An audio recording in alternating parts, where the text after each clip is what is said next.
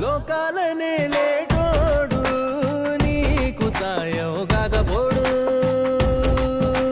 చిక్ బలాపూర్లోని Adiyogi Isha foundation ఎలా వెళ్ళాలో ఈ వీడియోలో నేను మీకు చెప్తాను. చిక్ బలాపూర్లోని ఆదియోగి ఈషా ఫౌండేషన్ బెంగళూరుకి 80 కిలోమీటర్ల దూరంలో ఉంటుంది. ఇక్కడికి వెళ్ళడానికి బస్సులు కూడా అందుబాటులో ఉన్నాయి. కార్ ఆర్ బైక్లో వెళ్తే బెంగళూరు నుంచి 1.5 నుంచి 2 గంటల సమయం పడుతుంది. ఎయిర్పోర్ట్ నుంచి 40 కిలోమీటర్ల దూరంలో ఆదియోగి ఈషా ఫౌండేషన్ ఉంది. ఆల్మోస్ట్ వెళ్ళినంత దూరం హైవే ఉంటుంది. చిక్ బలాపూర్లోని ఆదియోగి స్టాచ్యూ 100 ఎకరాల్లో చుట్టూ కొండల మధ్య ఉంటుంది. పార్కింగ్ కూడా ఉచితంగానే పార్క్ చేసుకోవచ్చు. వీకెండ్స్లో కొంచెం రద్దీ ఎక్కువగా ఉంటుంది. అన్ని రోజుల్లో ఉదయం 6 గంటల నుంచి సాయంత్రం 8 గంటల వరకు ఆలయం తెరిచే ఉంటుంది. దర్శనానికి ఎలాంటి ఎంట్రీ ఛార్జెస్ లేవు. ఆదియోగి స్టాచ్యూ దగ్గరికి మనం చేరుకోవాలంటే ముందుగా మనం నాగమండపం నుంచి లోపలికి వెళ్ళాల్సి ఉంటుంది.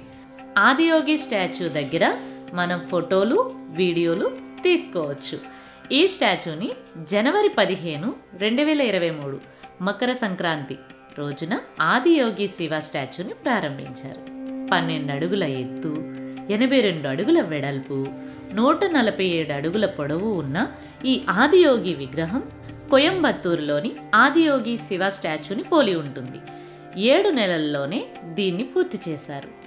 ఈషా ఫౌండేషన్ కాంప్లెక్స్ దాదాపు 100 ఎకరాల్లో రాకీ హిల్స్ మధ్యలో విస్తరించి ఉంటుంది. నాగమండపం టెంపుల్లో సర్పసేవ, నాగపూజ చేస్తారు. నాగమండపంలో రోజుకి 3 సార్లు హారతి ఉంటుంది. ఉదయం 6:20 గంటలకు, మధ్యాహ్నం 12:20 గంటలకు, సాయంత్రం 6:20 గంటలకు నాగమండపం హారతి ఉంటుంది.